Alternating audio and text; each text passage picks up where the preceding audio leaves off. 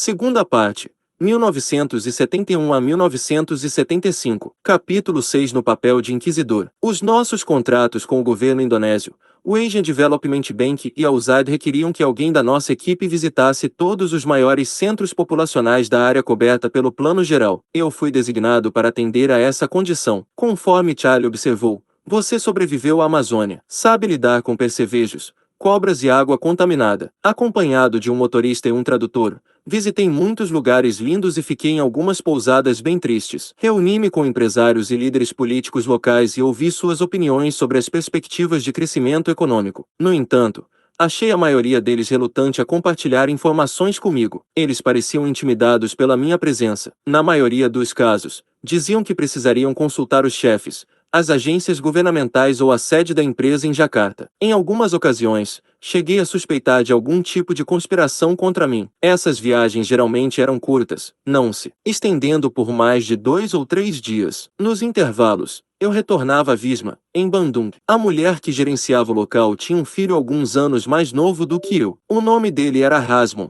mas para todo mundo a não ser para a mãe ele era Rai. Um aluno de economia da universidade local, ele imediatamente se interessou pelo meu trabalho. Na verdade, desconfiei de que a certa altura ele me procuraria para pedir um emprego. Ele também começou a me ensinar a falar a Bahasa Indonésia. Criar uma língua fácil de aprender fora a principal prioridade do presidente Sukarno depois que a Indonésia conquistou a sua independência da Holanda. Mais de 350 línguas e dialetos eram falados em todo o arquipélago, e Sukarno entendeu que o país precisava de um vocabulário comum para unir as populações de tantas ilhas 20 culturas. Recrutou uma equipe internacional de linguistas e a Bahasa Indonésia foi um resultado altamente compensador. Baseada no malaio, ela evita muitas das mudanças de tempo, verbos irregulares e outras complicações que caracterizam a maioria das línguas. No início da década de 1970, a grande maioria dos indonésios falava nova língua, embora continuasse a depender do javanês ou outros dialetos locais nas suas comunidades. Rai era um ótimo professor com um maravilhoso senso de humor,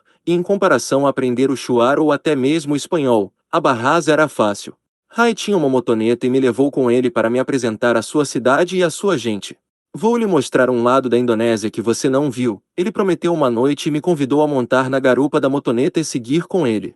Passamos por espetáculos de fantoches de sombra, músicos tocando instrumentos tradicionais, engolidores de fogo, malabaristas e camelôs vendendo de tudo o que se possa imaginar, de fitas a 7 americanas contrabandeadas a artefatos indígenas raros. Finalmente, acabamos indo a um café, frequentado por jovens cujas roupas, chapéus e estilo de cabelo acompanhavam a moda. Lançada numa apresentação dos Beatles no fim da década de 1960. No entanto, todos eram tipicamente indonésios. Rai me apresentou a um grupo sentado a uma mesa e nos sentamos. Todos eles falavam inglês, com variados graus de fluência, mas apreciaram e me incentivaram nas minhas tentativas com a Bahasa. Eles falavam sobre isso abertamente e me perguntavam por que os americanos nunca aprenderam a língua deles. Eu não soube o que responder. Nem pude explicar por que eu era o único americano ou europeu naquela parte de cidade, ainda que pudesse sempre encontrar muitos de nós no Golf e Racket Club, nos restaurantes sofisticados, nos cinemas e nos supermercados caros. Foi uma noite memorável para mim. Rai e seus amigos me trataram como um deles.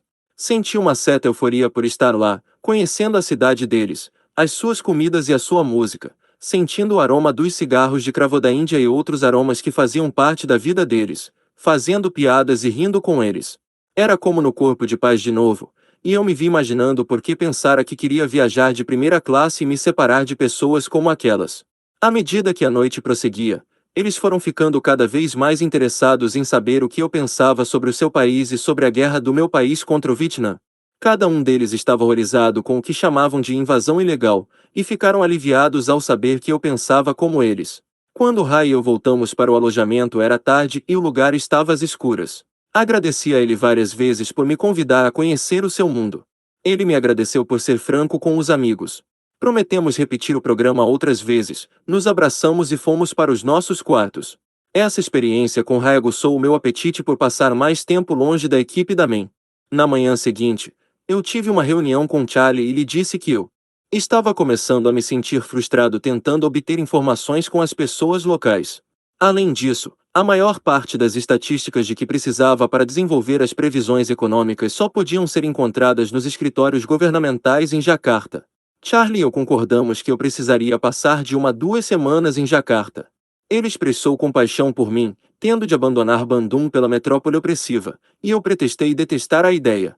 Secretamente, no entanto, estava empolgado com a oportunidade de ter algum tempo para mim, para conhecer Jacarta e ficar no elegante hotel Intercontinental Indonésia.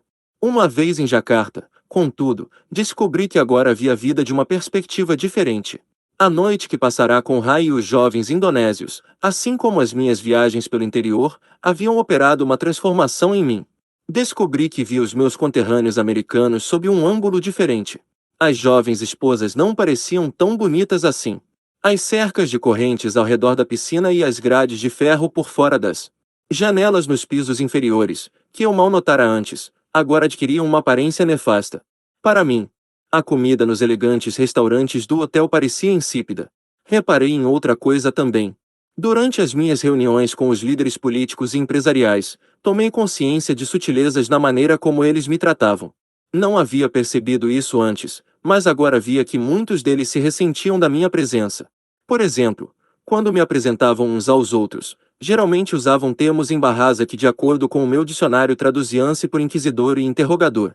Propositalmente deixei de revelar o meu conhecimento da língua deles, até mesmo meu tradutor sabia apenas que eu era capaz de recitar algumas poucas frases feitas, e comprei um bom dicionário base inglês, que geralmente usava depois de me despedir deles. Esse tratamento seria apenas uma coincidência de linguagem. Mal-entendidos do dicionário. Tentei me convencer de que eram. Ainda assim, quanto mais tempo eu passava com aqueles homens, mais convencido me tornava de que era um intruso, com quem deviam cooperar apenas porque alguém mandara, e eles praticamente não tinham escolha a não ser obedecer. Eu não fazia a menor ideia de quem teria dado aquela ordem, uma autoridade do governo, um banqueiro, um general, ou se ela teria partido da embaixada americana.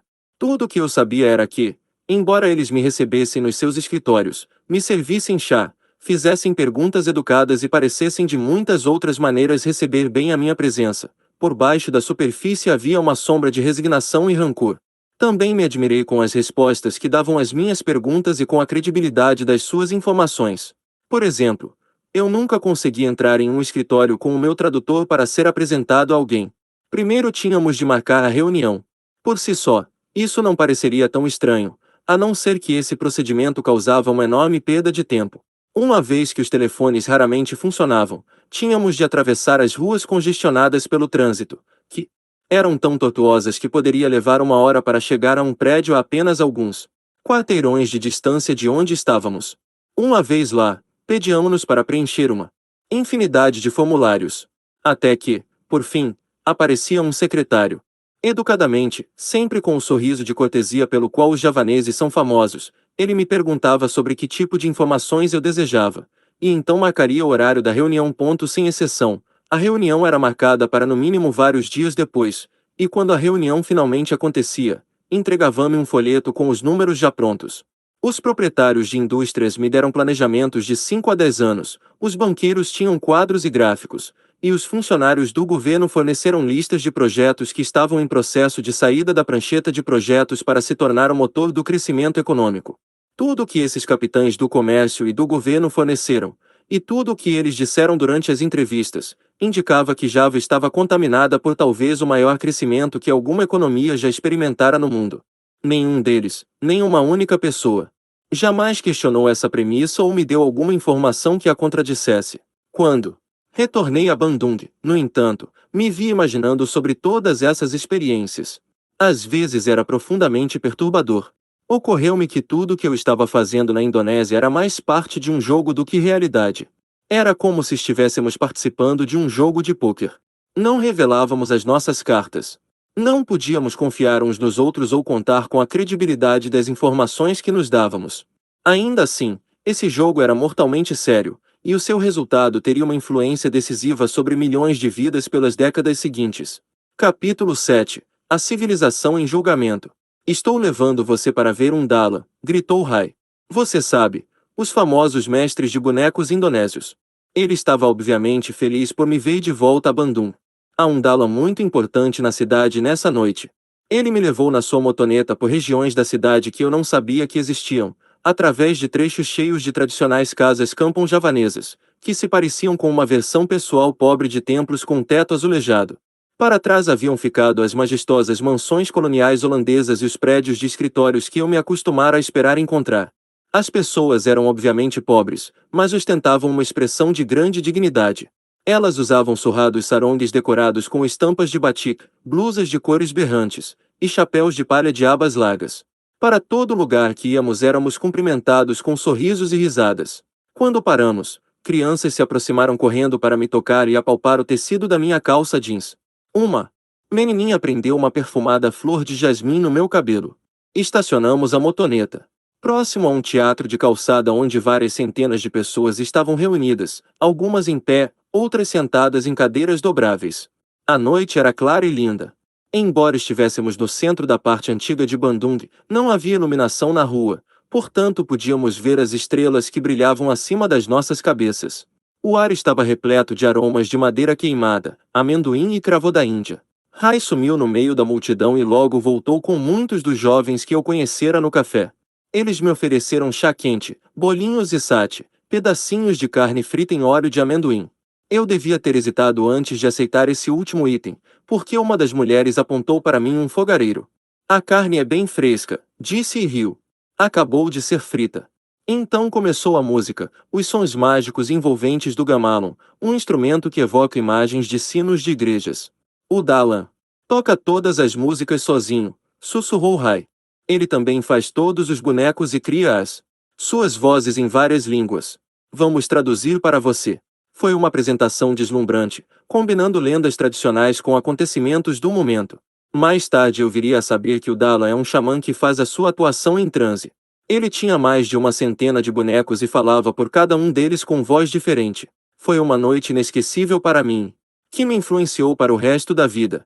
Depois de concluir uma seleção clássica dos textos antigos do Ramayana, o Dalo apresentou um boneco de Richard Nixon, perfeito com o característico nariz comprido e as bochechas flácidas. O presidente americano estava vestido como o tio Sam, com uma cartola estampada com estrelas e listras e fraque. Ele estava acompanhado por outro boneco, que usava um traje de listras de 3 cores diferentes. O segundo boneco levava numa das mãos um buque decorado com símbolos do dólar. Ele usava a mão livre para agitar uma bandeira americana acima da cabeça de Nixon do mesmo modo como um escravo abana o senhor. Um mapa do Oriente Médio e do Extremo Oriente apareceu por trás dos dois, os diversos países pendendo de ganchos nas suas respectivas posições. Nixon imediatamente aproximou-se do mapa, levantou o Vietnã do seu gancho e colocou-o na boca. Ele gritou alguma coisa que foi traduzida como amargo. Que lixo! Não precisamos mais disso! Então ele o atirava para dentro de um balde e continuava a fazer o mesmo com os outros países. Fiquei surpreso, no entanto, de ver que as outras escolhas dele não incluíssem as nações dominó do Sudeste Asiático. Em vez disso, eram todas de países do Oriente Médio. Palestina, Kuwait, Arábia Saudita, Iraque, Síria e Ira. Depois disso, ele se voltou para o Paquistão e o Afeganistão. A cada vez, o boneco de Nixon gritava alguma frase de efeito antes de jogar o país no lixo, e em cada caso, as suas palavras de escárnio eram anti-islâmicas, cães muçulmanos, monstros de Maomé, e diabos islâmicos. A multidão se entusiasmou, a tensão crescendo a cada novo acréscimo no balde. Eles pareciam divididos entre acessos de riso, choque e raiva. Às vezes, eu senti que eles se ofendiam com a linguagem do boneco. Também eu me senti intimidado. Fiquei parado no meio da multidão, mais alto que os demais e preocupado com que pudessem voltar a sua raiva contra mim. Então Nixon disse algo que fez arrepiar o meu couro cabeludo quando Rai traduziu. Dê este aqui para o Banco Mundial. Veja o que isso pode fazer para tirarmos algum dinheiro da Indonésia. Ele levantou-a Indonésia do mapa e atirou-a no balde, mas exatamente naquele momento outro boneco saltou das sombras. Esse boneco representava um homem indonésio, vestido com camisa de batik colorido e calça de brinca-aqui, e também usava um sinal com um nome claramente pintado. Um político bastante popular de Bandung, Rai explicou. Esse boneco literalmente voou entre Nixon e o homem balde e ergueu a mão. Pare! E gritou. A Indonésia é soberana. A multidão explodiu num aplauso. Então o homem balde ergueu a sua bandeira e a enfiou como uma lança no indonésio, que se debateu e morreu uma morte das mais dramáticas. Os integrantes do público vaiaram, xingaram, gritaram e agitaram os pulsos. Nixon e o homem-balde ficaram lá, olhando para nós. Eles inclinaram a cabeça e saíram do palco. Acho melhor a gente ir embora, eu disse para Ray. Ele colocou a mão de modo protetor sobre o meu ombro. Está tudo bem, disse ele. Eles não têm nada contra você pessoalmente. Eu não tinha tanta certeza. Depois todos fomos para o café. Ray e os outros me garantiram que não. Sabiam de antemão sobre a encenação Nixon Banco Mundial.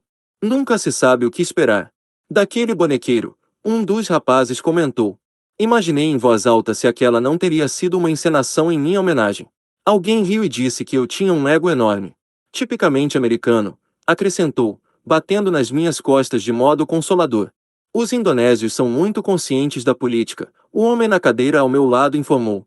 Os americanos não têm apresentações como essa.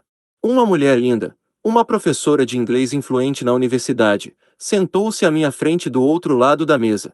Mas você trabalha para o Banco Mundial, não trabalha.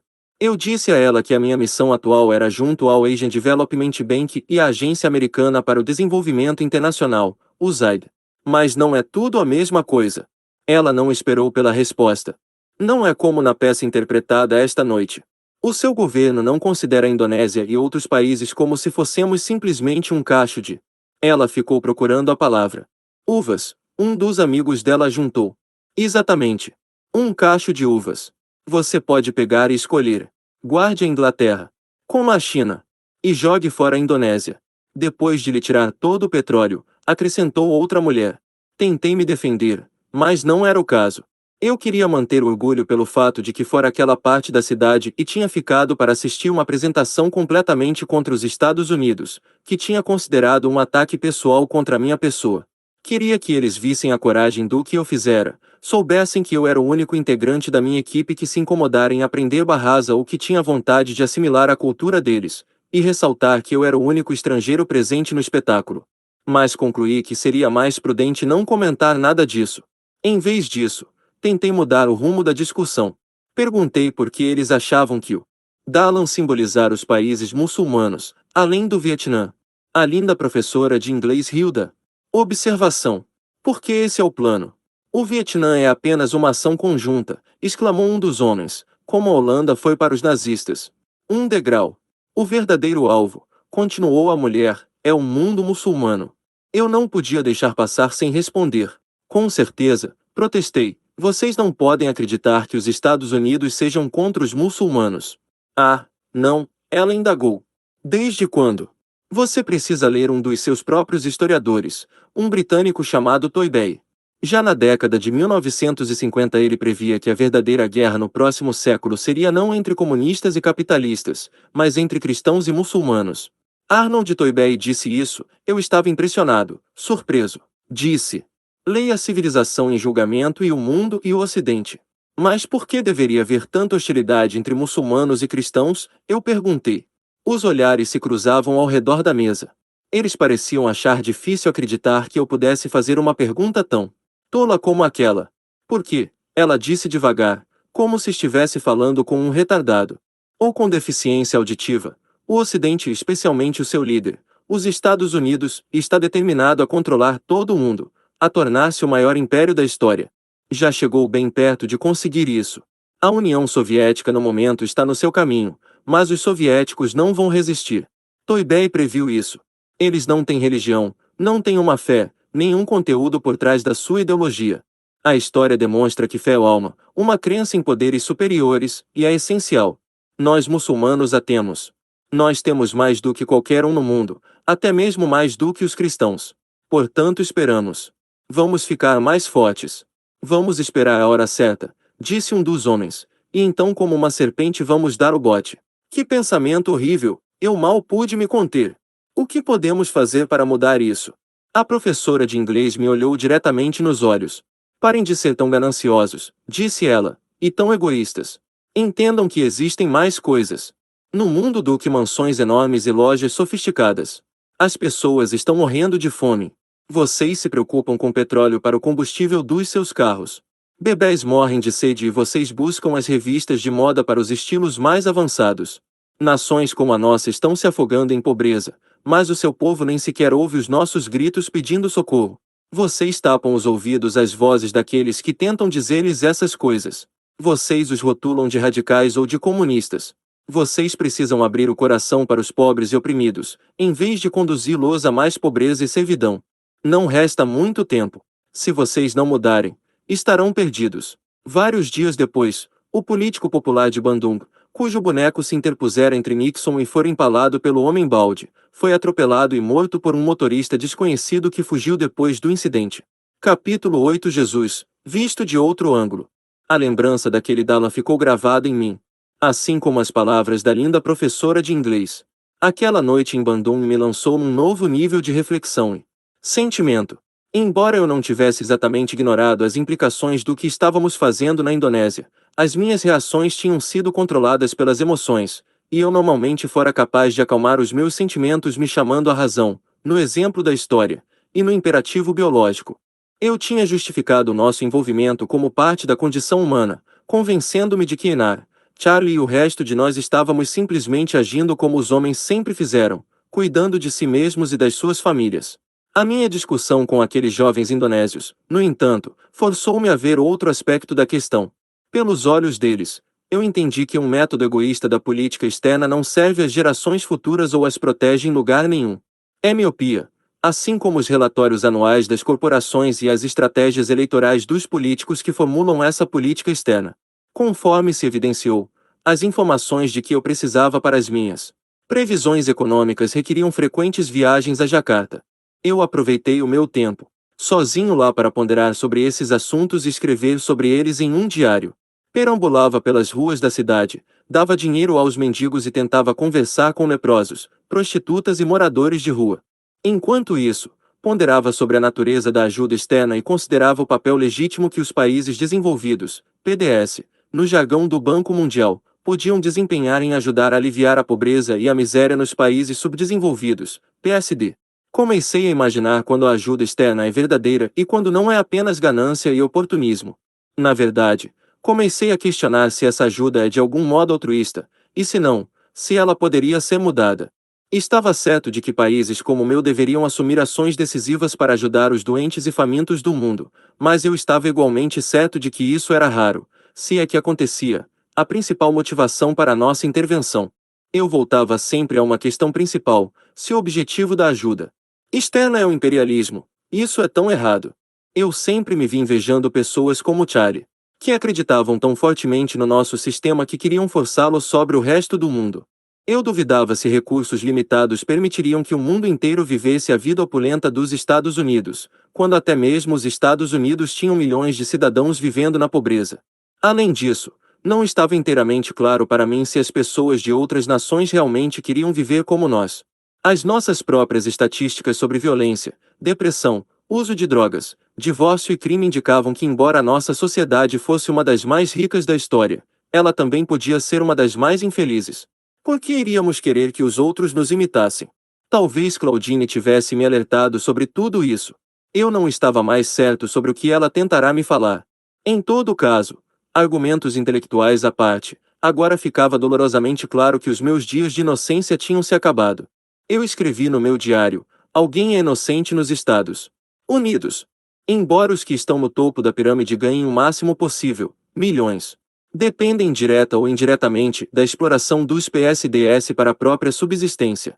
Os recursos e mão de obra barata que alimentam praticamente todas as nossas empresas vêm de lugares como a Indonésia e muito poucos retornam às suas origens. Os empréstimos da ajuda externa asseguram que as crianças de hoje e os seus netos serão mantidos como reféns. Eles terão de permitir que as nossas corporações devastem os seus recursos naturais e terão de postergar educação, saúde e outros serviços meramente para nos pagar de que as nossas próprias empresas já recebem a maior parte desse dinheiro para construir usinas elétricas, aeroportos e parques industriais não conta na fórmula. A desculpa de que a maioria dos americanos não tem conhecimento disso constitui inocência. Desinformados e intencionalmente mal informados, sim, mas inocentes. É claro que eu tinha de encarar o fato de que agora me incluía entre os que conscientemente desinformavam. O conceito de uma guerra santa em âmbito mundial era perturbador, mas quanto mais eu o considerava, mais convencido ficava da sua possibilidade. No entanto, Parecia que se essa jihad tivesse de acontecer seria menos entre muçulmanos e cristãos do que entre os PSDS e os PDS, talvez com os muçulmanos à frente. Nós dos PDS éramos os usuários dos recursos. Os dos PSDS eram os fornecedores. Era o sistema mercantil colonial repetindo-se outra vez, estabelecido para tornar mais fácil para aqueles com poder e recursos naturais limitados explorar aqueles com recursos, mas sem poder. Eu não tinha um exemplar do livro de Toynbee comigo, mas conhecia o suficiente de história para compreender que fornecedores que eram explorados por tempo demais se revoltavam. Bastava-me recorrer à Revolução Americana e Tom Paine para ter o modelo. Lembrei que os britânicos justificavam os seus impostos alegando que a Inglaterra fornecia ajuda às colônias na forma de proteção militar contra os franceses e os índios. Os colonos tinham uma interpretação muito diferente. O que Paine ofereceu aos seus compatriotas no brilhante ensaio intitulado Common Sense foi a essência daquilo a que se referiam os meus jovens amigos indonésios: uma ideia, uma fé na justiça de um poder superior e uma religião de liberdade e igualdade que era diametralmente oposta à monarquia britânica e o seu sistema de classes elitista. O que os muçulmanos ofereciam era semelhante: fé em um poder superior e uma crença em países desenvolvidos não têm o direito de subjugar e explorar o resto do mundo. A exemplo do miliciano da Revolução Americana, os muçulmanos estavam ameaçando lutar pelos seus direitos, e, como os britânicos da década de 1770, classificamos essas ações como terrorismo. A história parece estar se repetindo. Imaginei que tipo de mundo teríamos se os Estados Unidos e seus aliados desviassem todo o dinheiro gasto nas guerras coloniais, como a do Vietnã, para erradicar a fome no mundo ou para disponibilizar a educação e o atendimento médico básico para todos os povos, incluindo o nosso. Imaginei como seriam afetadas as futuras gerações se nos comprometêssemos a aliviar as causas da miséria e a proteger as bacias hidrográficas, florestas e outras áreas que asseguram água pura, ar despoluído e as coisas que alimentam o nosso espírito assim como o nosso corpo. Eu não conseguia acreditar que os nossos pais fundadores imaginassem que o direito à vida, à liberdade e à busca da felicidade existissem apenas para os americanos. Então por que agora estávamos implementando estratégias que promoviam os valores imperialistas contra os quais eles haviam lutado? Na minha última noite na Indonésia, acordei no meio de um sonho, sentei-me na cama e acendi a luz. Tinha a sensação de que havia alguém no quarto comigo. Olhei com atenção para os móveis familiares do Hotel Intercontinental, as tapeçarias de batik e os bonecos de sombra enquadrados que pendiam nas paredes. E então o sonho voltou. Eu vira Cristo parado à minha frente. Ele se parecia com o mesmo Jesus com o qual eu conversava todas as noites em que, quando menino, compartilhava os meus pensamentos com ele depois de dizer as minhas preces formais. A não ser pelo fato de que o Jesus da minha infância era loiro e com a barba bem aparada, ao passo que esse tinha cabelos escuros cacheados e uma compleição morena. Ele se curvou e revelou algo que trazia no ombro. Eu esperei que fosse uma cruz. Em vez disso, vi o mancal de um eixo de roda de um carro com o aro da roda se projetando acima da sua cabeça, formando um halo metálico. A graxa escorria como sangue pela sua testa. Ele endireitou o corpo, olhou-me firmemente nos olhos e disse: "Se eu viesse hoje, você me veria de maneira diferente." Perguntei-lhe por quê. "Por quê?" Ele respondeu: "O mundo mudou." O relógio lembrou-me que estava para amanhecer. Eu soube que não conseguiria voltar a dormir, então me vesti, peguei o elevador para o saguão deserto e fui perambular nos jardins que circundavam a piscina. A lua brilhava no céu. O aroma adocicado das orquídeas recendia no ar. Sentei-me numa espreguiçadeira e me perguntei o que estava fazendo ali, por que as coincidências da minha vida tinham me levado por esse caminho, por que a Indonésia. Eu sabia que a minha vida mudará, mas não fazia ideia de que a mudança fora tão drástica. Em eu nos encontramos em Paris na minha viagem de volta aos Estados Unidos, para tentar uma reconciliação. Até mesmo durante essas férias na França, no entanto, continuamos a brigar. Embora houvesse muitos momentos especiais e lindos, acho que nós dois compreendemos que a nossa longa história de raiva e ressentimento era um obstáculo grande demais para ser transposto. Além disso, havia muita coisa que eu não podia comentar com ela.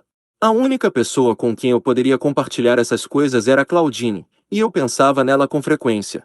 Em e eu descemos no Logan Airport de Boston e tomamos um táxi para os nossos diferentes apartamentos na Back Bay. Capítulo 9. A oportunidade da minha vida. O verdadeiro teste sobre a Indonésia me aguardava na mente. A primeira coisa que fiz na manhã seguinte foi me encaminhar para a sua sede no Prudential Center, e, enquanto esperava o elevador ao lado de dezenas de outros funcionários, fiquei sabendo que McHall, o enigmático, octogenário presidente da Main, promoverá Einar a presidente do escritório de Portland, Oregon. Como resultado disso, oficialmente agora eu me reportava a Bruno Zambotti. Apelidado de a Raposa Prateada por causa da cor do seu cabelo e da sua capacidade misteriosa de frustrar os planos de quem quer que se interpusesse em seu caminho, Bruno tinha a elegância e a distinção características de Cary Grant. Era eloquente e era formado tanto em engenharia como detinha um MBA. Entendia de econometria e era vice-presidente responsável pela divisão de energia elétrica da Main e da maioria dos nossos projetos internacionais. Também era a escolha óbvia para ser o novo presidente da corporação. Quando seu mentor, Jake Dalber, que estava ficando velho, se aposentasse. A exemplo da maioria dos funcionários da Main, eu me sentia impressionado e aterrorizado por Bruno Zambotti.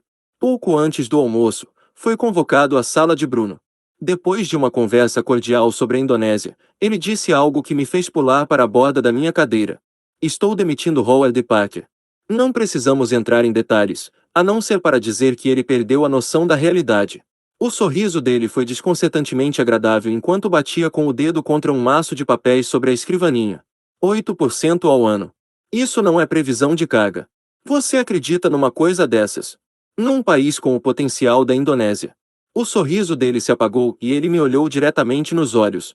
Charlie Lingott me disse que as suas previsões econômicas acertaram direto no alvo e que justificam um crescimento de carga entre 17% e 20%. Isso está correio. Eu lhe garanti que sim. Ele se levantou e me estendeu a mão. Meus parabéns. Você acaba de ser promovido. Talvez eu devesse ter saído para comemorar em um restaurante sofisticado com outros funcionários da Main, ou mesmo sozinho. No entanto, só conseguia pensar em Claudine. Eu estava ansioso para contar a ela sobre a minha promoção e todas as minhas experiências na Indonésia. Ela me advertira para não lhe telefonar do exterior, e eu obedecera. Agora, eu estava com medo de descobrir que o telefone dela estava desligado, sem outro número para transferência. Saí à procura dela. Um jovem casal mudará-se para o apartamento dela. Era hora do almoço, mas acho que os tirei da cama. Obviamente incomodados, eles afirmaram não saber nada sobre Claudine.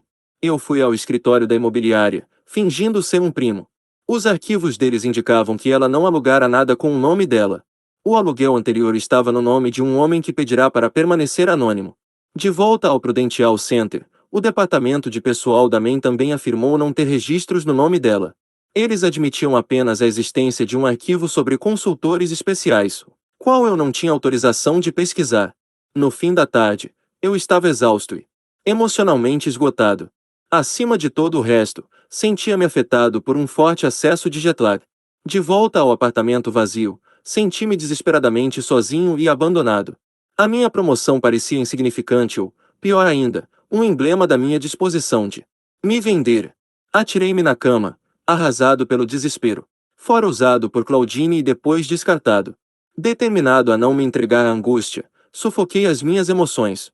Fiquei deitado na cama olhando para as paredes nuas pelo que me pareceram horas. Finalmente, decidi me recompor. Levantei-me, engoli uma cerveja e amassei a latinha vazia sobre a mesa. Depois olhei pela janela. Correndo os olhos pela rua distante, pensei tê-la visto caminhando na minha direção. Corri para a porta e então voltei para a janela para olhar outra vez. A mulher se aproximara. Eu via que era bonita, e que o seu modo de caminhar lembrava o de Claudine, mas não era Claudine. Meu coração parou e os meus sentimentos passaram da raiva e abominação para o medo. Uma imagem refugiu à minha frente de Claudine caindo sob uma chuva de balas, assassinada. Afastei a imagem dos pensamentos, tomei 2 comprimidos de calmante e me afundei no sono. Na manhã seguinte, uma ligação do departamento de pessoal da Main me acordou do estupor. O chefe do departamento, Paul Mormino, assegurava que entendia a minha necessidade de descansar, mas precisava que eu fosse lá com urgência naquela tarde. Tenho boas notícias, disse ele. A melhor coisa que podia lhe acontecer. Atendi ao chamado e fiquei sabendo que Bruno honrara a promessa. Eu não só havia sido promovido para o posto anterior de Howard.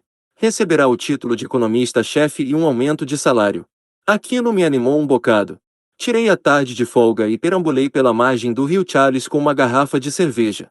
Enquanto permanecia sentado ali, observando os veleiros e acalentando um misto de jet-lag e ressaca, convenci-me de que Claudine fizera o seu trabalho e passará para a próxima tarefa. Ela sempre deixará bem claro a necessidade de sigilo. Ela me telefonaria. Mormino estava certo. O meu jet-lag e a minha ansiedade se dissiparam. Durante as semanas seguintes, tentei não pensar mais em Claudine. Concentrei-me em redigir o meu relatório sobre a economia Indonésia e em refazer as previsões de carga de Howard. Preparei o tipo de estudo que os meus chefes queriam ver, um crescimento na demanda de energia elétrica da ordem de 19% ao ano durante 12 anos depois que o novo sistema estivesse concluído, caindo para 17% pelos 8 anos seguintes e depois estabilizando-se em 15% para os remanescentes dos 25 anos de projeção. Apresentei as minhas conclusões em reuniões com as agências de empréstimo internacional. As equipes de especialistas dessas agências questionaram-me extensa e implacavelmente. A essa altura, as minhas emoções haviam retornado a um tipo de determinação fria, não diferente daqueles que haviam me levado a ser o melhor em vez de me rebelar durante os dias da escola preparatória. Não obstante, a lembrança de Claudine sempre pairava sobre mim. Quando um agressivo jovem economista interessado em fazer o seu nome no Asian Development Bank interrogou-me incessantemente por toda uma tarde, recordei-me da advertência que Claudine me dera no apartamento dela, em Beacon Street naqueles muitos meses antes. Quem é capaz de visualizar 25 anos no futuro? Indagara ela. O seu palpite é tão bom quanto o deles. Confiança é tudo. Eu me convenci de que era um especialista, recordando-me de que tinha mais experiência de vida em países em desenvolvimento do que grande parte daqueles homens, alguns deles com o dobro da minha idade, que agora sentavam-se para julgar o meu trabalho. Eu tinha vivido na Amazônia e viajado a 2 regiões de Java que ninguém mais queria conhecer. Fizeram um par de cursos intensivos que visavam ensinar aos executivos os pontos sensíveis da econometria e disse a mim mesmo que fazia parte dos garotos prodígios orientados pelas estatísticas e econometria que agradavam a Robert M. McNamara, o respeitável presidente do Banco Mundial, ex-presidente da Ford Motor Company e secretário de defesa de John Kennedy. Ali estava um homem que construíra sua reputação sobre números, com base na teoria da probabilidade. Em modelos matemáticos e, eu suspeitava, nas bravatas de um enorme ego. Tentei imitar tanto M. McNamara quanto o meu chefe, Bruno. Adotei a maneira de falar que imitava o primeiro. E a maneira de andar arrogante do último, com a pasta executiva balançando ao meu lado. Olhando em retrospecto, tenho de admirar o meu descaramento. Na verdade, a minha experiência era extremamente limitada, mas o que me faltava em treinamento e conhecimento eu completava com audácia. E funcionou. Por fim, a equipe de especialistas estampou os meus relatórios com os seus selos de aprovação. Durante os meses seguintes, compareci a reuniões em Teherã, Caracas, Cidade da Guatemala, Londres, Viena e Washington DC. Conheci personalidades famosas, incluindo Chaduíra, os ex-presidentes de diversos países, e Robert M. McNamara em pessoa. Como a escola preparatória, esse era um mundo de homens. Eu estava impressionado com até que ponto meu novo título e os resultados dos meus recentes sucessos ante as agências de empréstimos internacionais afetaram as atitudes das pessoas em relação a mim. No início, todas as atenções se voltaram para minha cabeça. Eu comecei a me considerar como um Merlin que podia acenar com a mão sobre um país, fazendo com que ele se animasse de repente, com as indústrias brotando como flores. Depois, eu fiquei desiludido. Questionei os meus próprios motivos seus de todas as pessoas com quem trabalhava. Parecia que um título pomposo ou um PhD pouco ajudaria uma pessoa a entender a condição de um leproso que vivia ao lado de um esgoto sem juraria, e duvidava que uma queda para manipular estatísticas capacitaria uma pessoa a prever o futuro. Quanto mais eu conhecia as pessoas que tomavam as decisões que mudavam a face do mundo, mais cético eu me tornava quanto à capacidade delas e os seus objetivos. Olhando para os rostos perfilados ao redor das mesas de reuniões, eu me via lutando arduamente para conter a minha raiva. No fim, contudo, essa perspectiva também mudou. Eu acabei entendendo que a maioria daqueles homens acreditava que estava fazendo a coisa certa. Como Charlie, eles estavam convencidos de que o comunismo e o terrorismo eram forças malignas, em vez de reações previsíveis a decisões que eles e os seus predecessores tomavam, e que eles tinham um dever perante o seu país, os seus descendentes e perante Deus para converter o mundo ao capitalismo. Eles também se prendiam ao princípio da sobrevivência do mais apto. Se por acaso desfrutavam a boa sorte de ter nascido numa classe privilegiada em vez de numa cabana de papelão, Então eles haviam como uma obrigação de transmitir a sua hereditariedade à sua descendência. Eu vacilava entre ver aquelas pessoas como uma verdadeira conspiração e simplesmente considerá-las como uma fraternidade de cavaleiros justos decidida a dominar o mundo. Não obstante, com o tempo comecei a vinculá-los aos grandes fazendeiros de antes da Guerra de Secessão Americana. Eram homens reunidos em torno de uma associação indefinida de crenças comuns e interesses pessoais semelhantes, em vez de um grupo exclusivo reunido clandestinamente às escondidas com intenções sinistras e bem definidas. Os fazendeiros, autocratas, haviam crescido entre criados e escravos, foram educados para acreditar que era seu direito e até mesmo seu dever cuidar dos pagãos e convertê-los à religião e aos valores dos senhores. Mesmo que a escravidão lhes fosse repugnante filosoficamente, eles podiam, como Thomas Jefferson, justificá-la como uma necessidade, cujo colapso resultaria no caos social e econômico. Os líderes das oligarquias modernas, que eu agora considero como a corporatocracia, parecia se encaixar no mesmo molde. Também comecei a imaginar quem se beneficiava da guerra e da produção em massa de armamentos, com o represamento de rios e a destruição do ambiente e da cultura indígena. Comecei a observar quem se beneficiava quando centenas de milhares de pessoas morriam por falta de alimentos, poluição da água, ou doenças curáveis. Aos poucos, comecei a entender que a longo prazo ninguém se beneficiava, mas a curto prazo aqueles que estavam no topo da pirâmide, meus chefes e eu, pareciam se beneficiar, ao menos materialmente. Esse questionamento levantou uma série de perguntas. Por que essa situação persiste? Por que dura por tanto tempo? Será que a resposta reside simplesmente no velho ditado segundo o qual o poder fala mais alto, que os que tinham o poder perpetuavam o sistema? Parecia insuficiente dizer que somente o poder permite que essa situação persista. Embora a proposição de que o poder fala mais alto explicas uma boa parte da questão, eu sentia que devia haver uma força mais imperiosa em atuação no caso. Lembrei-me de um professor de economia de meus tempos de faculdade de administração, um homem do norte da Índia, que proferia conferências sobre recursos limitados, sobre a necessidade humana de crescer continuamente sobre o princípio do trabalho escravo.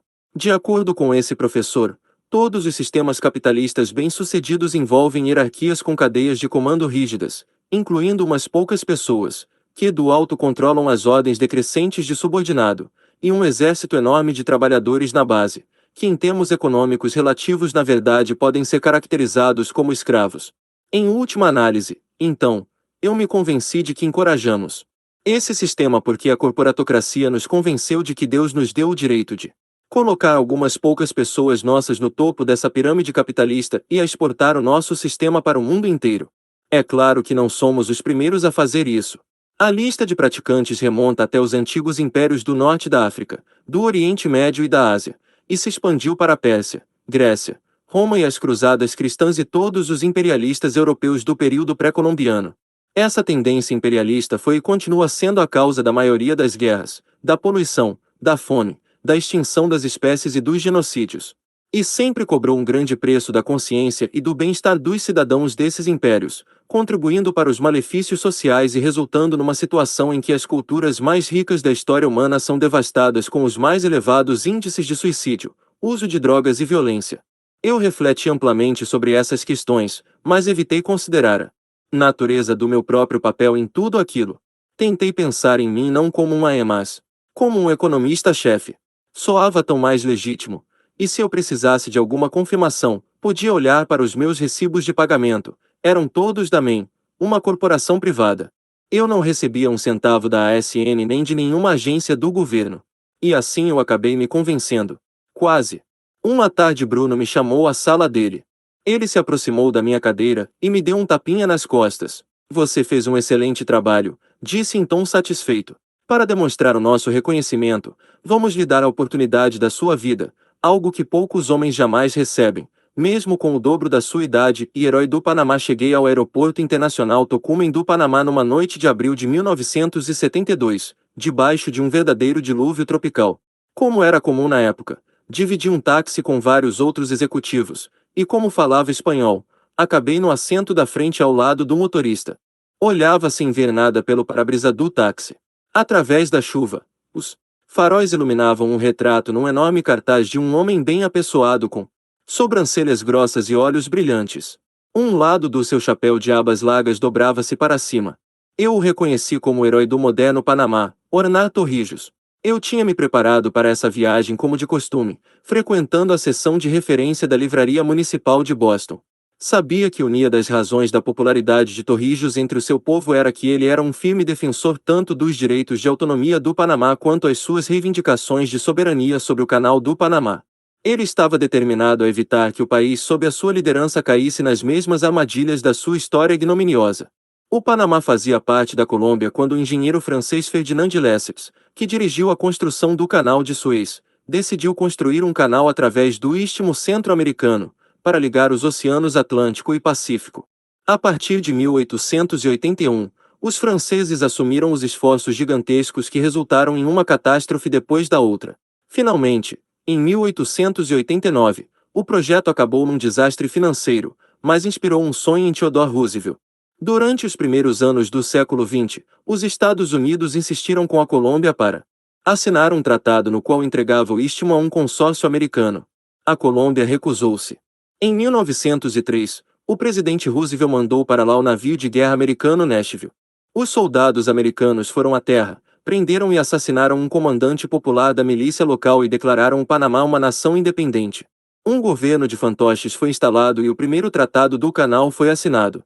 Estabelecia uma zona americana de ambos os lados da futura passagem fluvial, legalizando a intervenção militar americana, e dando a Washington o controle virtual sobre essa recém-constituída nação, independente. Curiosamente, o tratado foi assinado pelo secretário de Estado americano e um engenheiro francês, Philippe Bunau Varilla, que tomara parte da equipe original, mas não foi assinado por nenhum panamenho. Em essência, o Panamá foi forçado a deixar a Colômbia no sentido de servir os Estados Unidos, num acordo feito entre os americanos e um francês. Em retrospectiva, um início profético. Por mais de meio século, o Panamá foi governado por uma oligarquia de famílias ricas com fortes ligações com Washington. Eles eram ditadores conservadores que tomavam as medidas que julgassem necessárias para assegurar que o seu país promovesse os interesses americanos. À maneira da maioria dos ditadores latino-americanos que se aliaram a Washington, os governantes panamenhos interpretavam os interesses americanos como uma tentativa de sufocar quaisquer movimentos populistas que cheirasse a socialismo. Eles também davam apoio à CIA e à ASN em atividades anticomunistas em todo o hemisfério, e ajudavam grandes empresas americanas como a Standard Oil da família Rockefeller e a United Fruit Company, que foi comprada por George H. W. Bush. Esses governos aparentemente não achavam que os interesses americanos eram promovidos pela melhora das condições de vida do povo que vivia em absoluta pobreza ou servia como virtuais escravos nas grandes plantações e corporações. As famílias que governavam o Panamá eram bem recompensadas pelo seu apoio. As forças militares americanas intervieram em favor delas uma dezena de vezes entre a declaração da independência panamenha em 1968. No entanto, naquele ano, embora eu ainda fosse um voluntário do Corpo de Paz no Equador, o curso da história panamenha deu uma guinada brusca.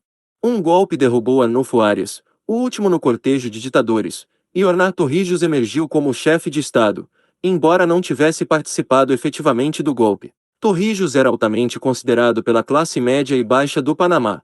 Ele próprio crescerá na cidade rural de Santiago, onde os pais eram professores.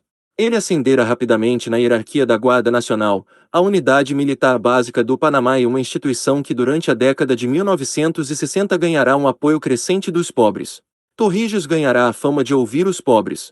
Andava pelas ruas das suas favelas, participava de reuniões em cortiços em que os políticos nem sequer ousavam entrar, ajudava os desempregados a encontrar emprego e com frequência fazia donativos dos seus próprios recursos financeiros limitados para famílias atingidas por alguma doença ou tragédia. O seu amor pela vida e a sua compaixão pelas pessoas até mesmo ultrapassavam as fronteiras do Panamá. Torrijos estava comprometido em transformar a sua nação em um esgaraízo. Livrar os fugitivos de perseguições, um lugar que ofereceria asilo a refugiados de ambos os lados do muro político, de oponentes esquerdistas a Pinochet no Chile a guerrilheiros direitistas anti-Castro. Muitas pessoas o viam como um agente da paz, uma percepção que lhe rendia elogios em todo o hemisfério. Ele também adquiriu uma reputação como líder que era dedicado a resolver diferenças entre as diversas facções que contrapunham muitos países latino-americanos: Honduras, Guatemala, El Salvador, Nicarágua, Cuba, Colômbia, Peru, Argentina, Chile e Paraguai. A sua pequena nação de 2 milhões de habitantes servia como um modelo de reforma social e uma inspiração para líderes mundiais tão diferentes quanto os militantes trabalhistas que planejaram o desmembramento da União Soviética e os militantes islâmicos. Como Muammar Gaddafi da Líbia. Na minha primeira noite no Panamá, parado no farol de trânsito, tentando enxergar entre o vai-vém dos limpadores de para-brisa, fui tocado por esse homem sorridente que me olhava dos cartazes, bonito, carismático e corajoso. Eu sabia, depois de horas na Biblioteca Nacional de Boston, que ele defendia os seus pontos de vista. Pela primeira vez na história, o Panamá não era uma marionete de Washington nem de ninguém. Torrijos nunca sucumbiu às tentações oferecidas por Moscou ou Pequim. Ele acreditava em reformas sociais e em ajudar aqueles que nasceram na pobreza, mas não defendia o comunismo. Ao contrário de Castro, Torrijos estava conquistando a liberdade dos Estados Unidos sem fazer alianças com os inimigos dos Estados Unidos. Eu deparara com um artigo de uma publicação obscura na Biblioteca Municipal de Boston, segundo o qual Torrijos seria um homem que mudaria a história das Américas, revertendo uma tendência antiga de favorecimento à dominação americana. O autor citava como seu ponto de partida o destino. Manifesto, a doutrina, popular entre muitos americanos durante a década de 1840, segundo a qual a conquista da América do Norte respondia a uma ordem divina. Deus, não os homens, havia ordenado a eliminação dos índios, florestas e os búfalos, a drenagem dos pântanos e a canalização dos rios, e o desenvolvimento da economia que depende da contínua exploração da mão de obra e dos recursos naturais. O artigo me fez pensar sobre a atitude do meu país em relação ao mundo. A doutrina Monroe, originalmente enunciada pelo presidente James Monroe em 1823, foi usada para dar um passo além em relação ao Destino Manifesto quando, nas décadas de 1850 e 1860, foi usada para declarar que os Estados Unidos tinham direitos especiais sobre todo o hemisfério, incluindo o direito de invadir qualquer nação nas Américas Central e do Sul que rechaçassem as políticas americanas. Invocou a doutrina Monroe para justificar a intervenção americana na República Dominicana, na Venezuela e durante a libertação do Panamá da Colômbia. Uma sequência de presidentes americanos subsequentes, com maior destaque para Taft, Wilson e Franklin Roosevelt, apoiaram-se nela. Para expandir as atividades pan-americanas de Washington até o fim da Segunda Guerra Mundial. Finalmente, durante a última metade do século XX, os Estados Unidos usaram a ameaça comunista para justificar a expansão desse conceito a países ao redor do planeta, incluindo o Vietnã e a Indonésia. Agora, ao que parecia, um homem se interpunha no caminho de Washington. Eu sabia que ele não era o primeiro líder como Castro, e além de vieram antes dele, mas Torrijos sozinho o estava fazendo fora da esfera da ideologia comunista sem alegar que o seu movimento era uma revolução. Ele estava simplesmente dizendo que o Panamá tinha os seus próprios direitos de soberania sobre o seu povo, as suas terras e um canal que o dividia ao meio, e que esses direitos eram tão válidos e divinamente outorgados como qualquer outro desfrutado pelos Estados Unidos. Torrijos também fazia objeções à escola das Américas e ao Centro Bélico Tropical do Comando Sul-Americano, ambos localizados na zona do Canal. Durante anos, as Forças Armadas dos Estados Unidos tinham convidado ditadores e presidentes latino-americanos para enviar os seus funcionários e líderes militares a essas instalações, as maiores e mais bem equipadas fora dos Estados Unidos. Ali, eles aprendiam a conduzir interrogatórios e técnicas operacionais de cobertura, assim como táticas militares que usariam para lutar contra o comunismo e proteger tanto as suas propriedades quanto as das companhias petrolíferas e outras corporações privadas. Eles também tinham a oportunidade de fazer contatos com a elite das forças militares dos Estados Unidos. Essas instalações eram odiadas pelos latino-americanos, exceto pelos mais abastados que se beneficiavam delas. Elas eram conhecidas por fornecer adestramento dos esquadrões da morte torturadores da direita que haviam convertido muitas nações em regimes totalitários. Torrijos deixava claro que ele não queria centros de treinamento localizados no Panamá e que considerava a zona do canal incluída dentro das suas fronteiras. Vendo o vistoso general no cartaz, e lendo a chamada sob a sua face, o ideal de ornar é a liberdade. Ainda não se inventou um míssil que possa matar esse ideal. Senti um calafrio descer pela minha espinha. Tive uma premonição de que a história do Panamá no século XX estava longe de acabar, e que Torrijos estava sob ameaça de um período difícil e talvez trágico.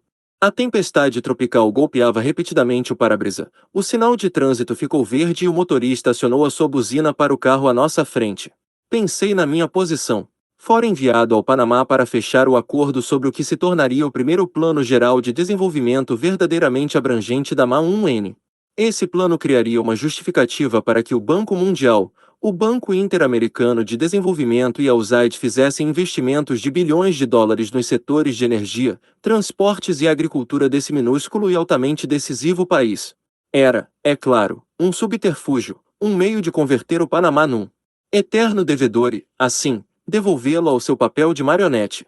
Enquanto o táxi começava a avançar dentro da noite, um paroxismo de culpa me atravessou como um raio, mas eu o reprimi.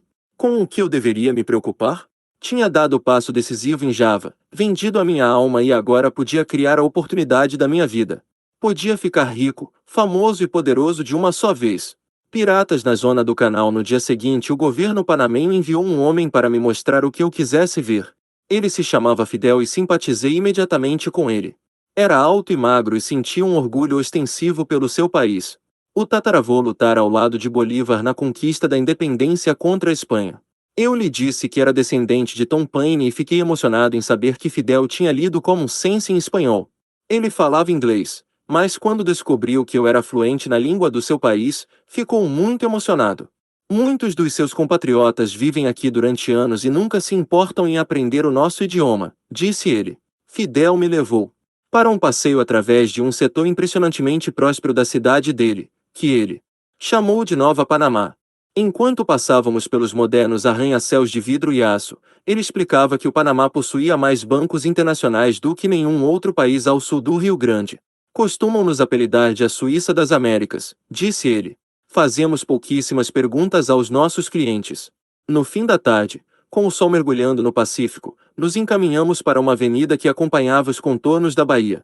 Havia uma comprida fila de navios ancorados ali. Perguntei a Fidel se havia algum problema com o canal. Isso é sempre assim, replicou ele com uma risada. Filas deles, esperando a vez. Metade do trânsito vem ou vai para o Japão. Mais do que para os Estados Unidos. Confessei que essa era nova para mim. Não estou surpreso, disse ele. Os americanos não conhecem muito a respeito do resto do mundo. Paramos num parque maravilhoso em que buganvílias brotavam sobre antigas ruínas. Uma placa informava que ali era um forte construído para proteger a cidade contra incursões de piratas ingleses.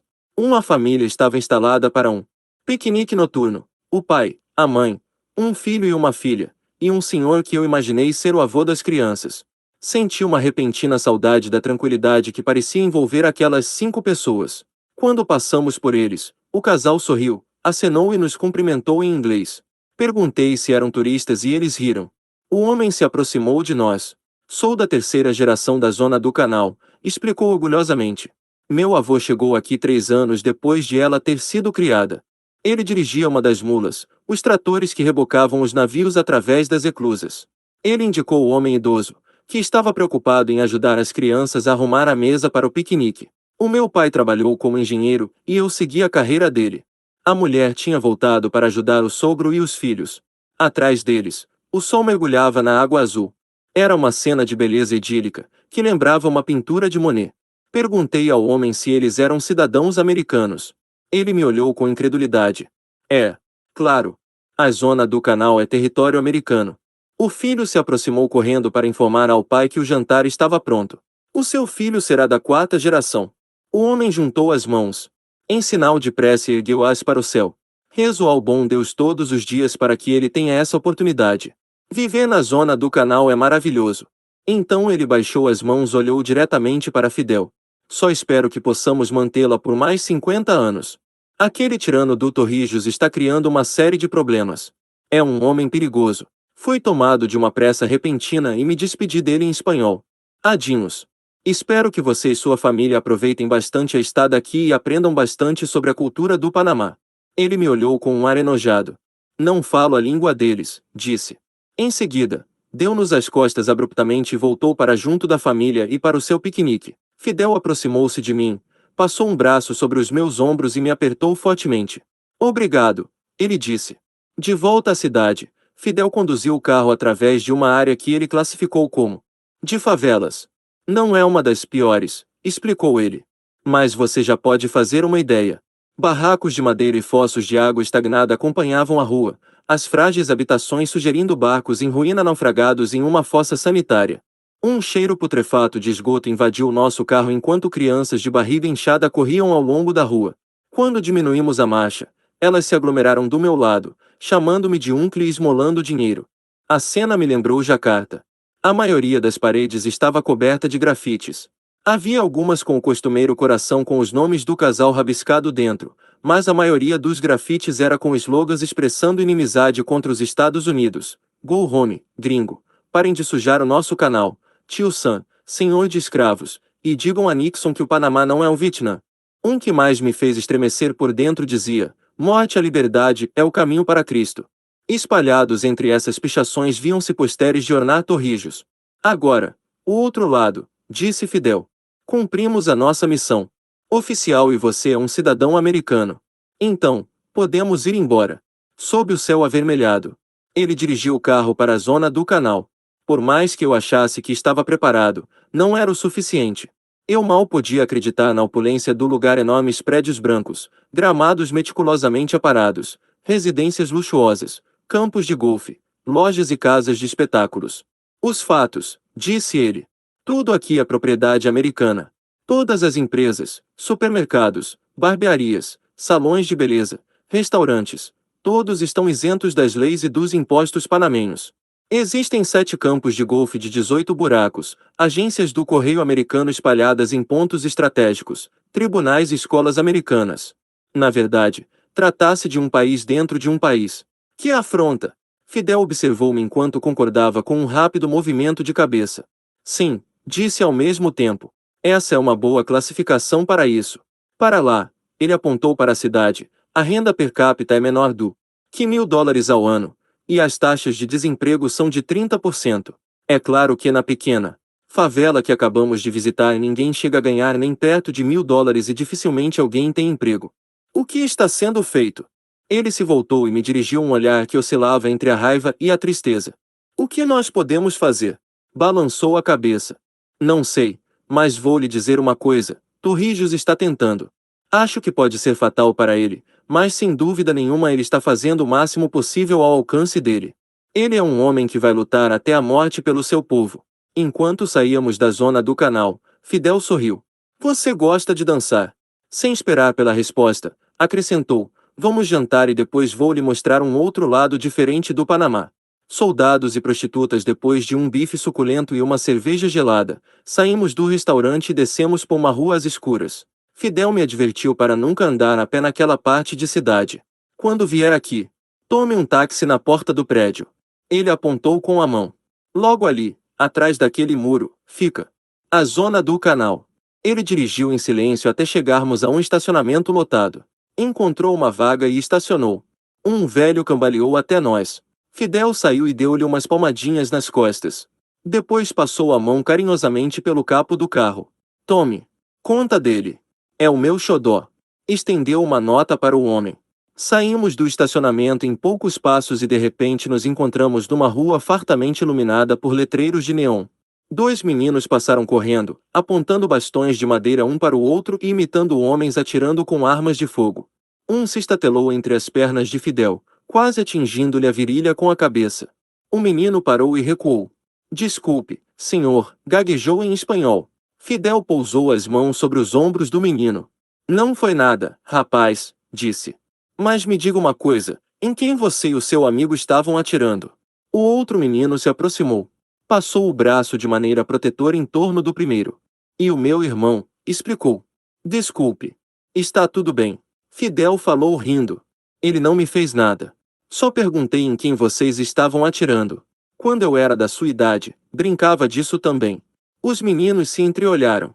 O mais velho sorriu. Ele era o general gringo da zona do canal. Ele tentou raptar a nossa mãe e eu estava pondo para fora, para o lugar dele. Fidel lançou-me um olhar significativo.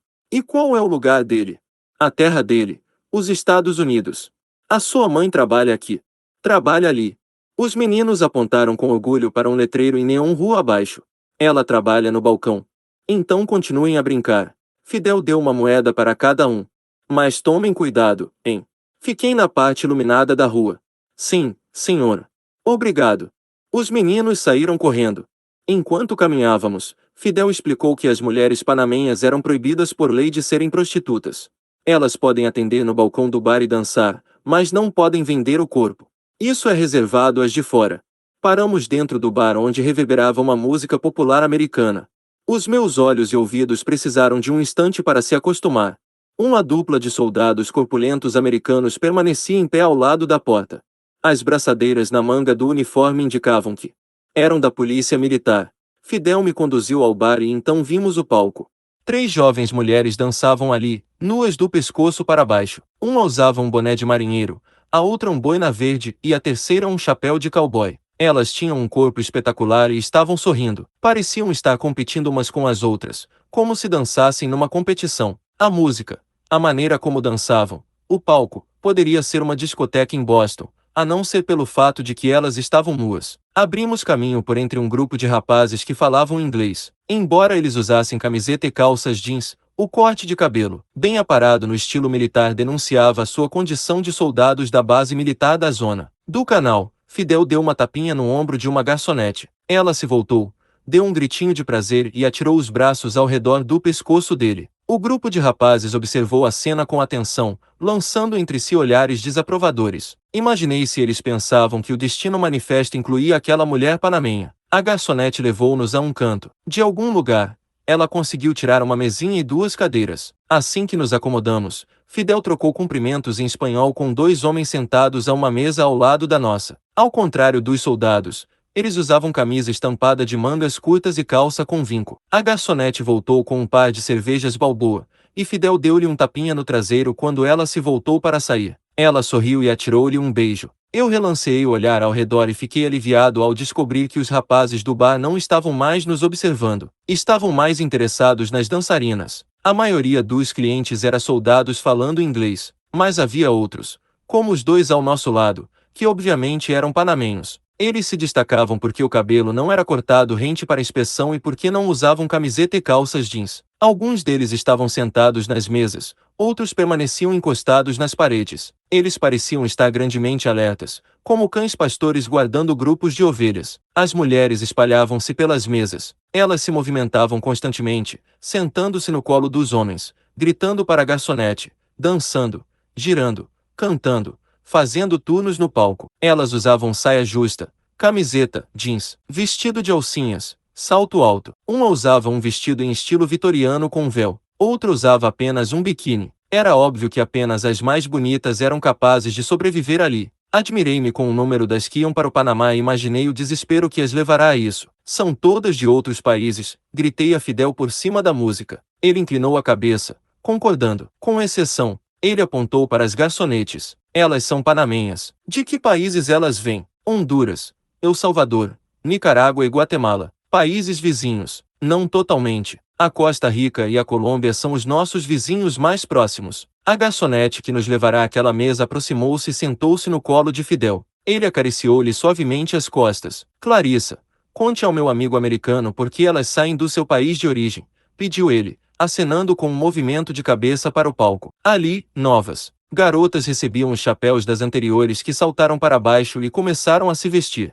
A música mudou para uma salsa, e enquanto dançavam, as recém-chegadas iam tirando as roupas no ritmo. Clarissa ergueu a mão direita. Prazer em conhecê-lo, disse. Então levantou-se e pegou as garrafas vazias. Respondendo à pergunta de Fidel, essas garotas vêm aqui para escapar da brutalidade. Vou buscar mais 2 balboas. Depois que ela se foi, voltei-me para Fidel. Ora, vamos, disse a ele. Elas vêm aqui em busca de dólares americanos. É verdade. Mas por que tantas dos países governados pelos ditadores fascistas? Tornei a olhar para o palco. As 3 novas dançarinas giravam e atiravam o boné de marinheiro como se fosse uma bola. Olhei para Fidel com o canto do olho. Você está brincando, não está? Não estou, não, insistiu ele, sério. Antes estivesse. A maioria dessas garotas perdeu a família, o pai, os irmãos, o marido, o namorado. Elas cresceram entre a tortura e a morte. A dança e a prostituição não parecem assim tão ruins para elas. Elas podem ganhar bastante dinheiro aqui, depois recomeçam a vida em outro lugar,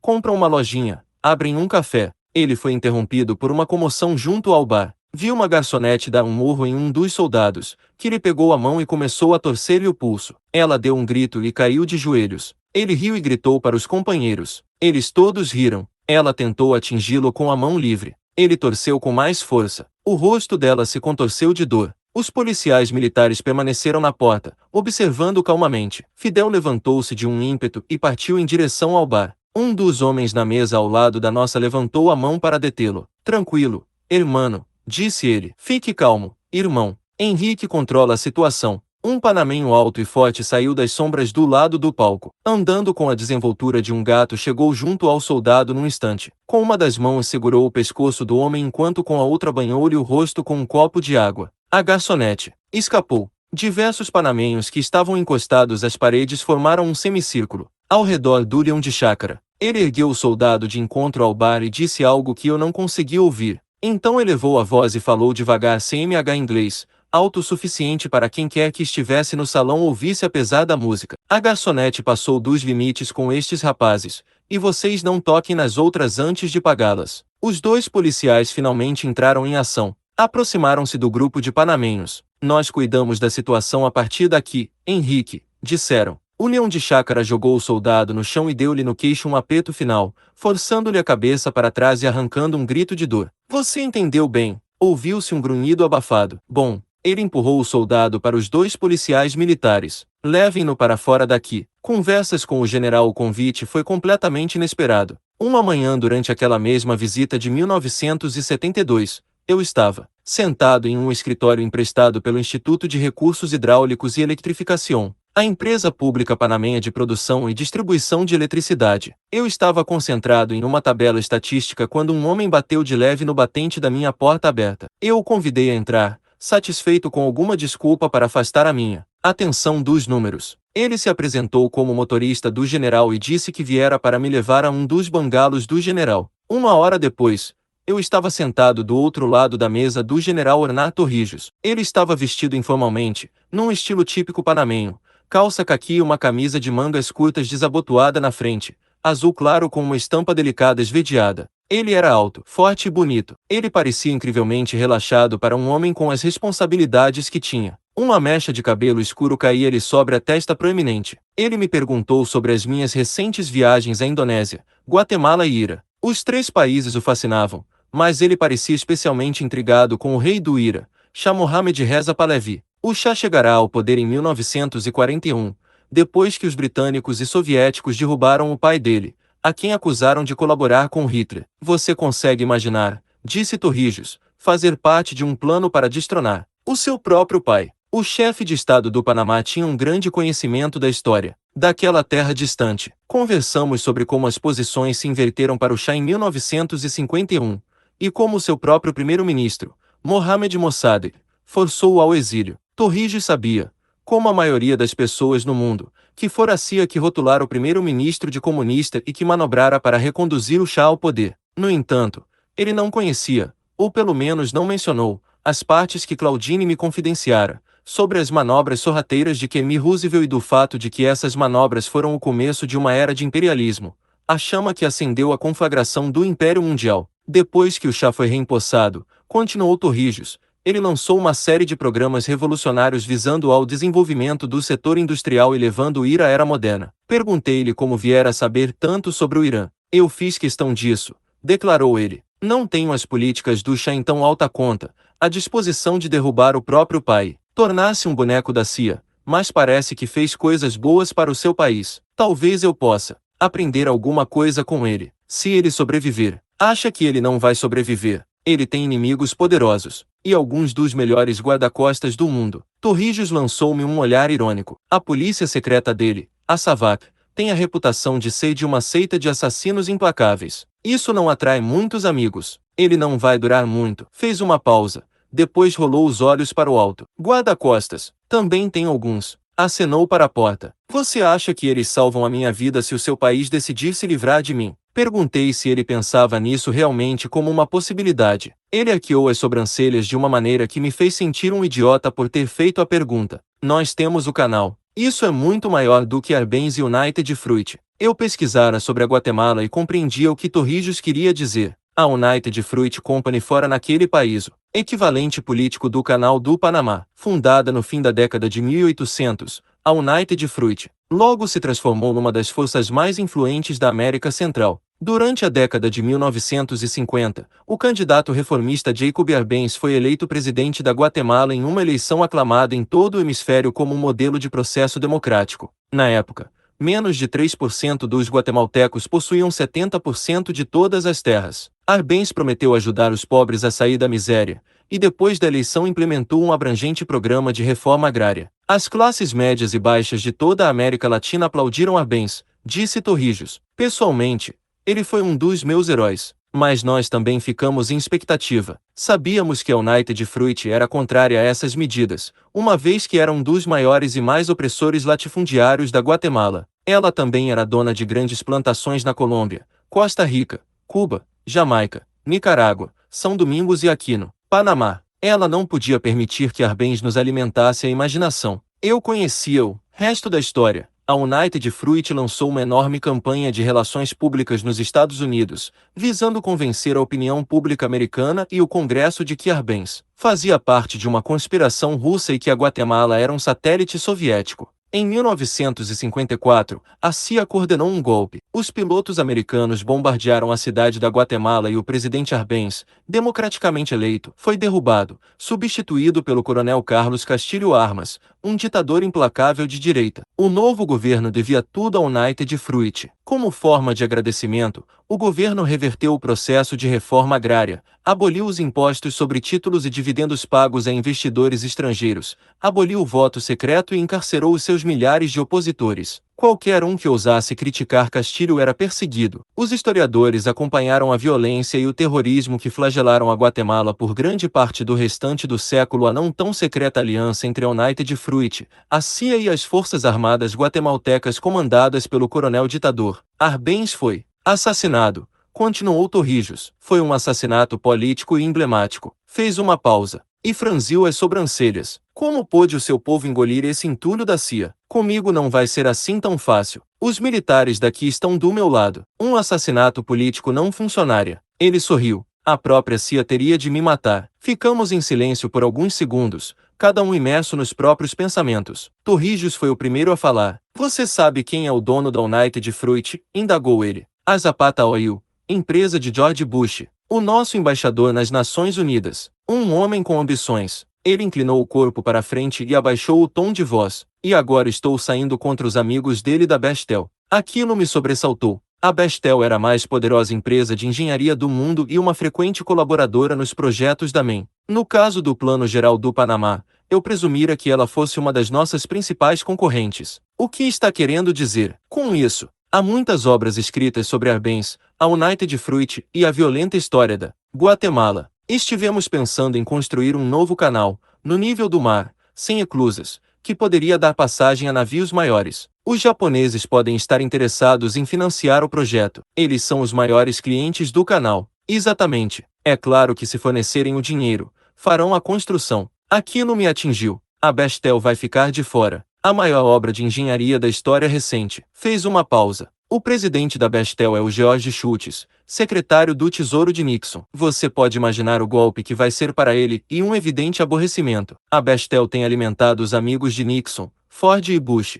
Disseram-me que a família Bestel puxa as cordinhas do Partido Republicano. Essa conversa me deixou sentindo muito pouco à vontade. Eu era uma das pessoas que perpetuavam um sistema que ele tanto desprezava, e estava certo de que ele sabia disso. Meu trabalho de convencê-lo a aceitar empréstimos internacionais em troca e contratar as empresas americanas de engenharia e construção parecia ter batido numa muralha colossal. Eu decidi bater de frente com ele. General, perguntei, por que me convidou a vir aqui? Ele olhou para o relógio e sorriu. Sim. Está na hora de partirmos para os negócios. O Panamá precisa da sua ajuda. Eu preciso da sua ajuda. Fiquei atordoado. Da minha ajuda. O que posso fazer para ajudar? Nós vamos recuperar o canal. Mas isso não é suficiente. Ele relaxou na cadeira. Devemos servir também como um modelo. Precisamos mostrar que nos preocupamos com os pobres e demonstrar, além de qualquer dúvida, que a nossa determinação de conquistar a nossa independência não é determinada pela Rússia, pela China nem por Cuba. Devemos provar para o mundo que o Panamá é um país razoável, que não estamos contra os Estados Unidos mas a favor dos direitos dos pobres. Ele cruzou as pernas. Para fazer o que precisamos, devemos construir uma base econômica que seja como nenhuma outra neste hemisfério. Eletricidade, sim, mas eletricidade que chegue aos mais pobres dos nossos e que seja subsidiada. O mesmo se aplica aos transportes e às comunicações, e especialmente à agricultura. Fazer isso vai requerer dinheiro, o seu dinheiro, do Banco Mundial e do Banco Interamericano de Desenvolvimento. Uma vez mais, ele se inclinou para a frente. Ele me olhou fixamente. Entendo que a sua empresa queira mais trabalho e normalmente consiga isso inflando o tamanho dos projetos, estradas mais largas, usinas elétricas maiores, portos mais profundos. No entanto, dessa vez é diferente. Deem-me o que for melhor para o meu povo, e eu lhes darei todo o trabalho que quiserem. O que ele me propunha era totalmente inesperado, e aquilo tanto me chocou quanto me entusiasmou. Certamente desafiava tudo o que eu aprenderá na MEM. Com certeza, ele sabia que o jogo da ajuda externa era uma tapeação. Ele tinha de saber. O jogo existia para torná-lo rico e algemar o seu país com a dívida. Ele existia de modo que o Panamá ficaria para sempre devedor dos Estados Unidos e da corporatocracia. Ele existia para manter a América Latina no caminho do destino manifesto e subserviente para sempre a Washington e a Wall Street. Era certo que ele sabia que o sistema se baseava no pressuposto de que todos os homens no poder eram corruptíveis, e que a decisão dele de não usá-lo para o seu benefício pessoal seria considerada uma ameaça,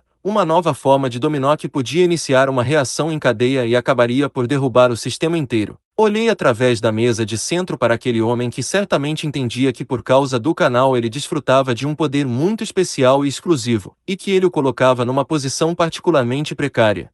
Ele tinha de ser cuidadoso. Ele já tinha se estabelecido como um líder entre os líderes dos países subdesenvolvidos. Se ele, como seu herói Arbenz, estivesse determinado a tomar uma posição, o mundo estaria observando como o sistema reagirá. Mais especificamente, como o governo americano reagiria. A história latino-americana estava juncada de heróis mortos. Eu também sabia que estava olhando para um homem que desafiava todas as justificativas que eu formulara para as minhas próprias ações. Esse homem certamente tinha a sua parte de falhas pessoais, mas não era um pirata, nenhum Henry Morgan nem Francis Drake, aqueles aventureiros fanfarrões que usavam cartas de curso dos reis da Inglaterra como um pretexto para legitimar a pirataria. O quadro nos cartazes não era um engodo como de costume. O ideal de Omar é a liberdade. Não se inventaram mísseis que possam matar um ideal. Tom Paine não teria inspirado frases semelhantes? Contudo, ele me fez pensar. Talvez os ideais não morressem. Mas, e quanto aos homens que estavam por trás deles? Che, Arbenz, Allende. E aquilo levantava uma outra dúvida.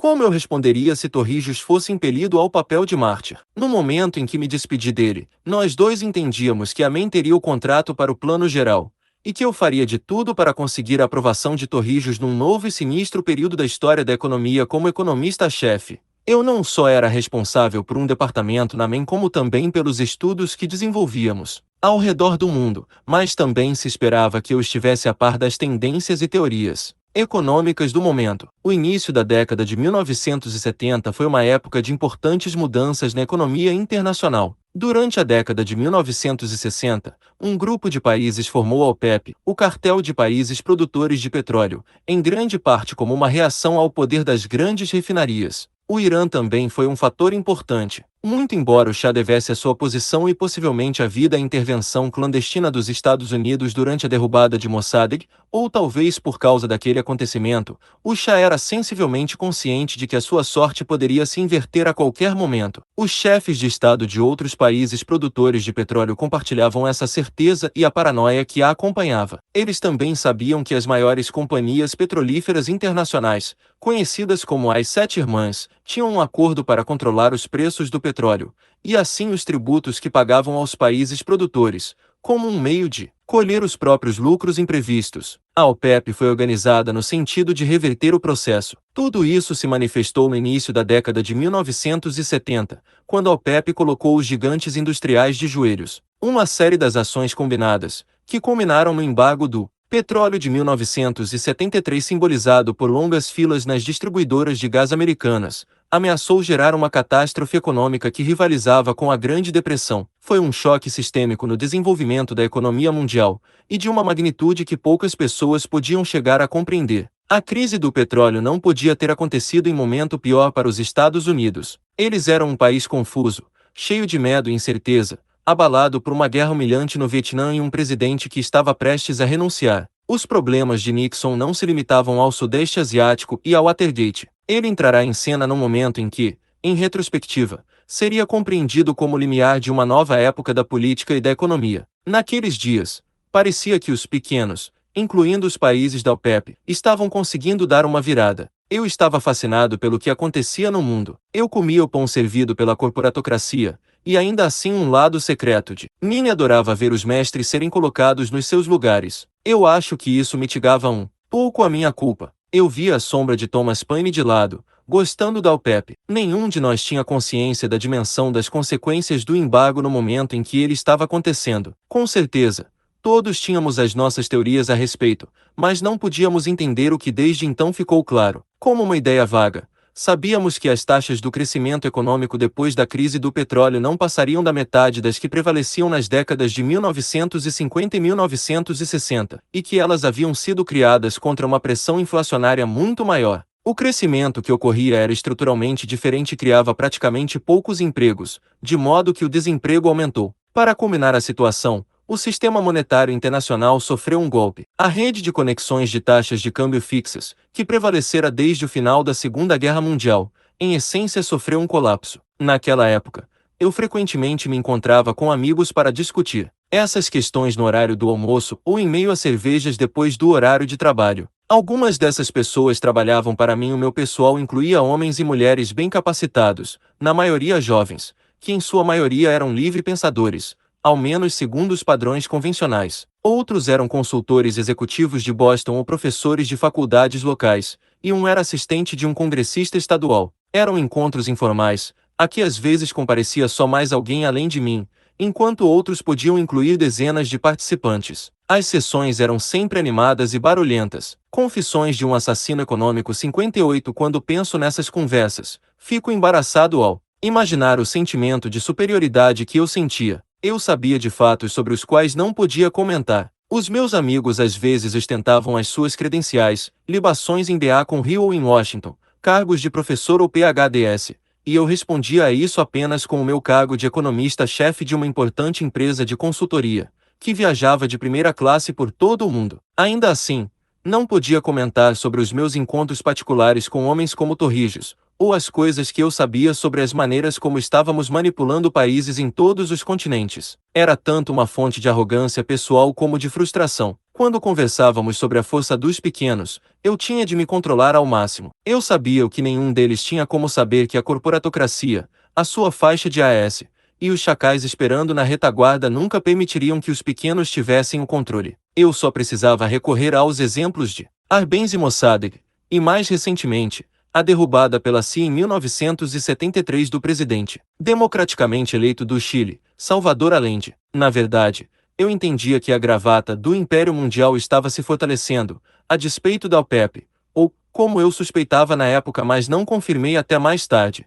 com a ajuda da OPEP. As nossas conversas geralmente versavam sobre as semelhanças entre as décadas de 1970 e 1930. Esses últimos representavam um importante divisor de águas na economia internacional e na maneira como ela era estudada, analisada e percebida. Aquela década abriu a porta para a economia keynesiana e para a ideia de que o governo devia desempenhar um papel importante no controle dos mercados e fornecer serviços como os de saúde, compensação pelo desemprego, e outras formas de bem-estar social. Estávamos nos distanciando dos antigos pressupostos de que os mercados eram autorreguláveis e que a intervenção do Estado devia ser mínima. A depressão resultou no New Deal e em políticas que promoviam a regulação econômica, a manipulação financeira pelo governo e a aplicação extensiva da política fiscal. Além disso, tanto a depressão quanto a Segunda Guerra Mundial levaram à criação de organizações como o Banco Mundial, o FMI, e o Acordo Geral sobre Tarifas e Comércio, GATT. A década de 1960 foi uma década pivô nesse período e na mudança de uma economia neoclássica no estilo keynesiano. Aconteceu sob as administrações de Kennedy e Johnson,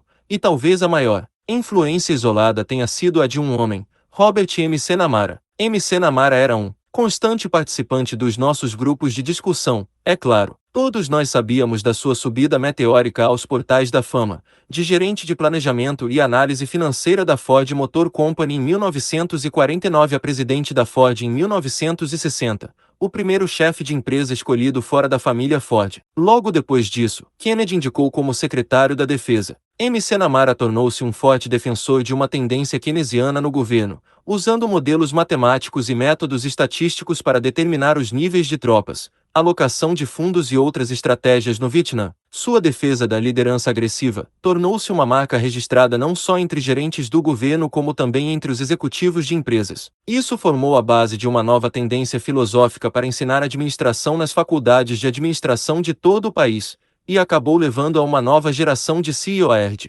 empresa que seriam os pontas de lança na corrida pelo Império Mundial. Sentados à mesa para discutir os acontecimentos mundiais, estávamos especialmente fascinados pelo papel de Robert McNamara como presidente do Banco Mundial, um trabalho que ele aceitou logo depois de deixar o cargo de secretário de Defesa. A maioria dos meus amigos concentrava-se no fato de que ele simbolizava o que era popularmente conhecido como o complexo industrial militar. Ele tinha conquistado a posição máxima na mais importante corporação, num gabinete do governo, e agora no mais poderoso banco do mundo. Uma brecha aparente na separação de poderes horrorizava a maioria deles. Eu poderia ter sido o único entre nós que não estava minimamente surpreso. Agora eu entendia que a maior e mais sinistra contribuição de Robert McNamara para a história era controlar o Banco Mundial para que se tornasse o agente do Império Mundial numa escala nunca antes testemunhada. Ele também estabelecera um precedente. A sua capacidade de preencher as lacunas entre os componentes primários da corporatocracia seria afinada pelos seus sucessores. Por exemplo, George Shultz foi secretário do Tesouro e chairman do Conselho de Política Econômica no governo Nixon, serviu como presidente da Bechtel, e então tornou-se secretário de Estado no governo Reagan-geral da Bechtel, e então tornará-se secretário da Defesa no governo Reagan. Richard Ells foi diretor da CIA na administração Johnson e depois tornou-se embaixador no IRA no governo Nixon. Richard Cheney serviu como secretário da Defesa sob George H.W. Bush, quando presidente da Halliburton, e como vice-presidente americano de George W. Bush. Até mesmo um presidente dos Estados Unidos, George H.W. Bush, começou como fundador da Zapata Petroleum Corp. Serviu como embaixador americano nas Nações Unidas na administração Nixon e Ford e foi diretor da CIA na administração Ford. Olhando em retrospecto, fico impressionado com a inocência daqueles dias. Em muitos aspectos, estávamos presos aos antigos métodos do imperialismo. Kermit Roosevelt mostrará-nos uma maneira melhor, quando derrubar um democrata iraniano e o substituíra por um rei despótico. Nós, os AS, estávamos nos comprometendo com muitos dos nossos objetivos em lugares como a Indonésia e o Equador, e ainda o Vietnã era um exemplo impressionante de como podíamos deslizar facilmente para os velhos padrões. Seria preciso que o país líder da OPEP, a Arábia Saudita, mudasse essa situação.